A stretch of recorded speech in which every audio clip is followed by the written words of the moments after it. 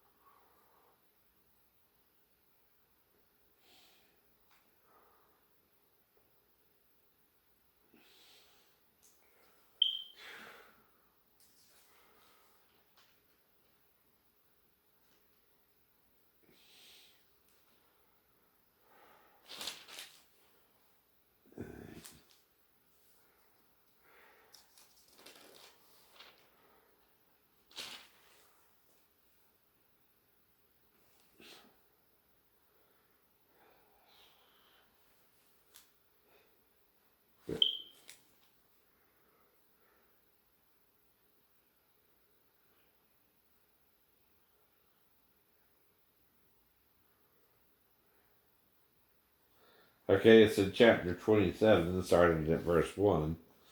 Then came the daughters of Zelophehad, the son of Hepher, the son of Gilead, the son of Machir, the son of Manasseh, of the families of Manasseh, the son of Joseph, and these are the names of his daughters: Mahlah, Noah, and Haglah, and Milcah, and Tirzah, or It's not TIR. Tear. Tears off. I guess, right? Well, I'm not sure if that's right, but whatever. But anyway, and they stood before Moses and before Eleazar the priest and before the princes and all the congregations by the door of the tabernacle of the congregation, saying, Our father died in the wilderness, and he was not in the company of the men that gathered themselves against the Lord in the company of Korah, but died in his own sin and had no sons. Right? Why should the name of our father be gone away from among his family, because he hath no sons? Right? Give unto us like for a possession among the brethren of our father. And Moses brought their cause before the Lord. And the Lord spake unto Moses, saying, The daughters of Zelophehad speak right. Thou shalt surely give them a possession of an inheritance among their father's brethren, and thou shalt cause the inheritance of thy father's father to pass unto them. Right. And thou shalt speak unto the children of Israel, saying, If a man die and have no sons, then he shall cause his inheritance to pass unto his daughter. Right? That's only if she had no sons. Now, Job, in the book of Job, does something different with the daughters. He gives them part of the inheritance, right? Without, again, any hoopla. Right? This is hoopla. Right? Again, I want to point that out too.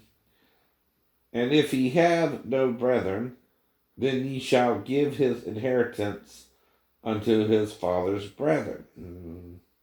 And if his father hath no brethren, then he shall give his inheritance unto his kinsman, right? That is next to him, of his family, and he shall possess it, and it shall be unto the children of Israel a statute of judgment, as the Lord commanded Moses. And the Lord said unto Moses, Get thee up into this Mount Abarim, and say the land which I have given unto the children of Israel, and see it. And when thou hast seen it, thou also shalt be gathered unto thy people, as Aaron thy brother was gathered. Right? For he rebelled against my commandment in the desert of Zin, in the strife of the congregation, to sanctify me at the water before their eyes, that is the water of Meribah, in Kadesh. Now, Kadesh is holy, right? And Kadesh is a wilderness.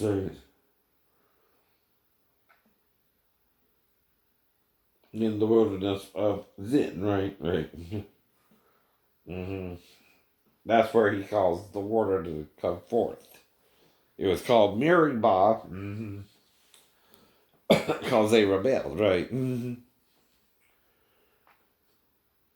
And Moses spake unto the Lord, saying, Let the Lord thy be God of the spirit of all flesh set a man over the congregation,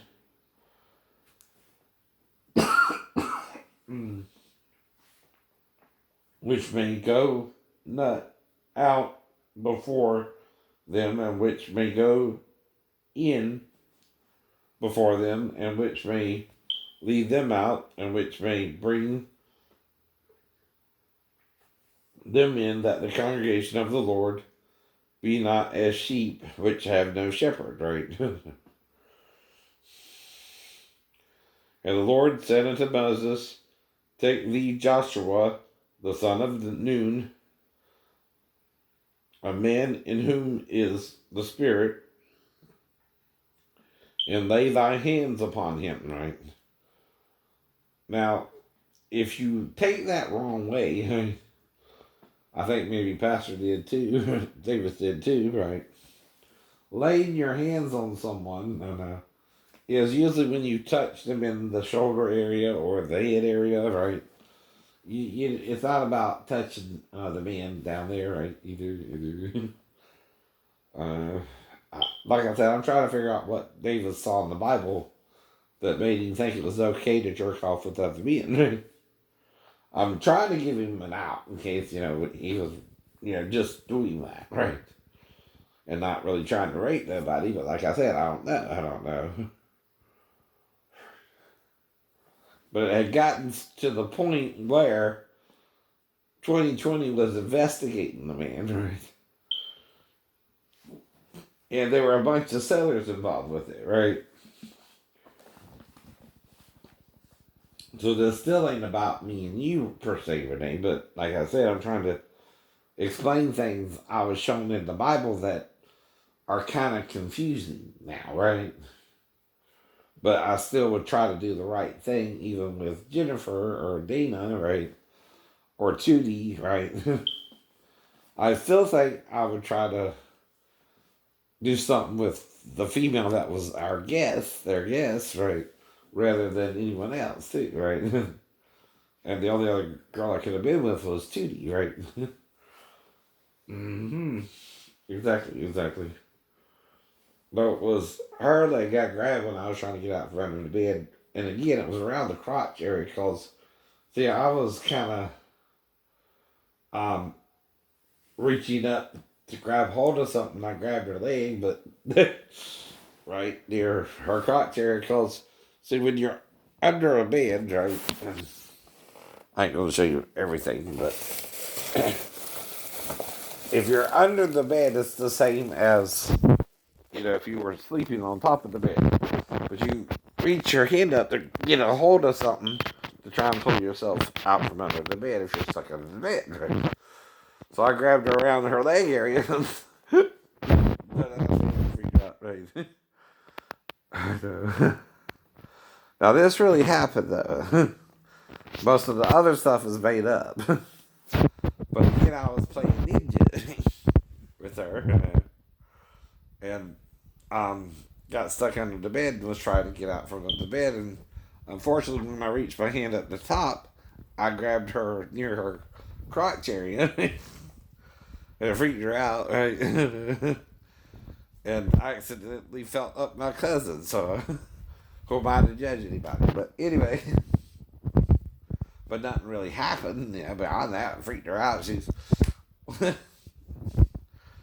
and I got found. I got caught in the room. But again, I don't know what I was thinking. I was watching The Master a lot. With Sho Kosugi and Lee Van Cleef, right? But it's not criminal per se. It's just the stupidity of a young man who's going through. Right. It's like when I cut my hair for trying to make it look like Spider-Man's in the comic books. All I got was a bad haircut. But it happens. You do stupid things, but you know where to draw the line too. I mean, it's not like um, I tried to have sex with Tootie or even her friend, right? I don't think, right? But there again, if her jealous boyfriend came over to make sure there was no other guys around her, right? And I was sleeping in Shay's room, right? I started some kind of bullshit and had a gun. I don't know if that happened either, right? But like I said, that I don't remember that happening either, but that would be hypothetical, too. And like I keep telling you, the suggestion here, right, is that it's got to stay tribal. she has to marry someone from her own tribe in order that the inheritance doesn't go to another tribe as well. And the only way she can marry a near kinsman would be if the man had a brother and he had a son, right? And then the son could marry the cousin under that condition, right? But this is ancient Israel too. Even they probably don't even practice that because the tribes no longer exist, right? You got to understand that too, right? Now, I'm not mad about anything. I'm just trying to talk about it and get you comfortable with what I'm talking about. It don't have to make sense. It's something senseless, right? That we wouldn't even understand now, right? But it's still trying to talk about certain things going on in that part of Israel, right? Until they lost the kingdom over the years, right? And then they lost it first to the Babylonians, then the Persians, and the Medes, and all that, right? And then Alexander the Great popped up, which they say that's who they're referring to as well in the book of Daniel, right? I know. But that was written before he came up, too, right? I know. And then after Daniel, you have the Maccabees, but that's in the Apocrypha, right? See, this is when the Greeks started taking over and making everybody Hellenic, right? But like I say, I like today. That was a fine shot of her boobs, wasn't it? Whoa, whoa! Even white boy got in the shower. Though I'm a little mixed too, right? Exactly. My blackest stepped in there when though I'm 1%. Well, it's over 1% too now. But that means they bred out the Indian from my grandfather, right? Great grandfather, right? But I still have the black showing up. You understand? Right. I should be also partially Indian, right? I thought. But I'm only a second generation from my great grandfather who has to be at least half. Uh, or a quarter. Something like that, right? It depends on what genes Bobby got from me, my Kemp, and Claude. Right? Things like that are part of the problem too, right? If the Italian, see, with the grandparents, it's quartered, right? With your parents, it's half, right? Exactly, exactly. You get 4 quarters of each grandparent's genes, your grandma, your grandpa, and on both sides, right? Your mom's side and your dad's side. So that's quartered, right? Now, an eighth, I know, goes back to your great great grandparents, right? And then a 16th, and then it gets smaller, right? But they're still your ancestors, right? Things like that. Well, that's another thing Asians are big on: family, and ancestors, right? Dude.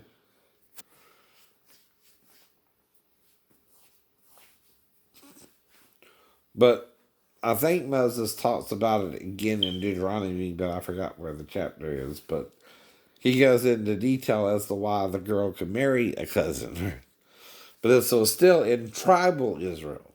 Like Israel today, they don't even know who's of what tribe or which. Only thing they know is they got Levite and maybe Judah still, right? But they don't know which one they are.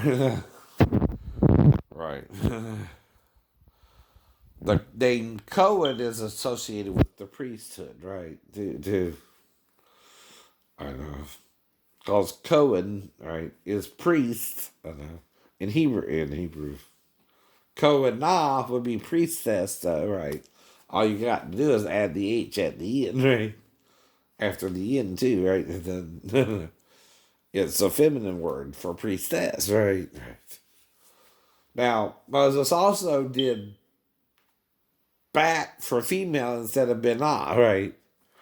But he also did Benim and Benoth, given two different names for two different spellings for son and daughter, right? Based off of Ben, though, right? Now, that doesn't exclude that you can't do Benah, right? With an H either, right? Doesn't use, right? Doesn't Hebrew, right? But if you don't do it, it don't mean Moses isn't saying you can't. Even if he put BT, right, for bat, and instead of Benah, right, there's a reason he did that, but I don't know. I don't know. See, we're not aware of why, what he was thinking when he wrote it either. But whatever he was trying to do is he was trying to introduce you to what he learned of the Hebrews. I know. Now, after he killed the Egyptian, he just ran off and ran into the wilderness and met Zipporah and her father and all that, right? Jethro.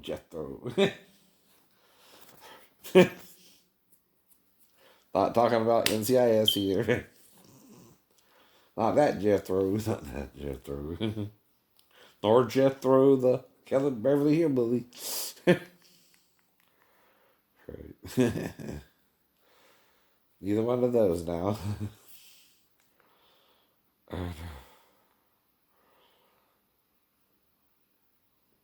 Mm.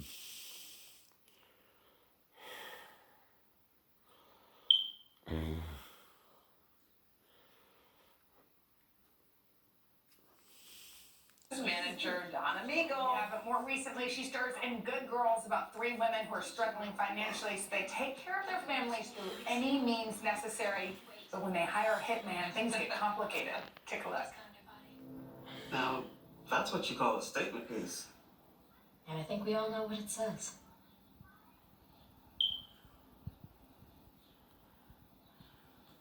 What does it say? He wants more than dinner. Ew. It's the thought that counts. Ew. What did you say? I said check my schedule. That's not a no. That's not a no. Greta, we're so happy you're here. Hi, Greta.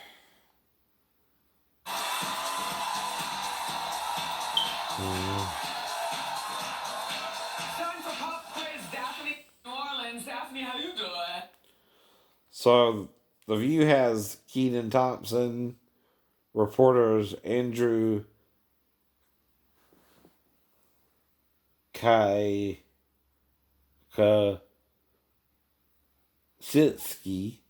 and Rachel Louise Ensign.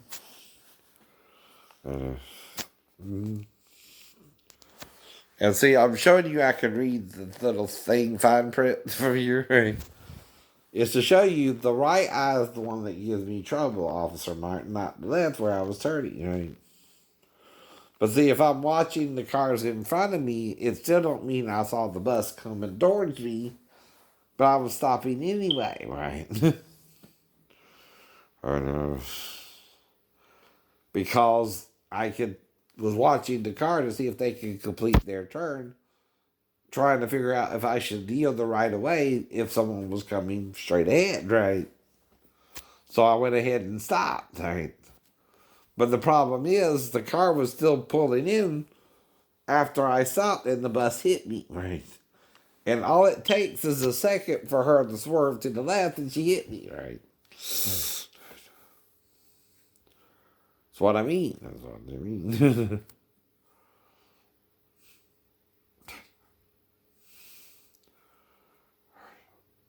But anyway, okay.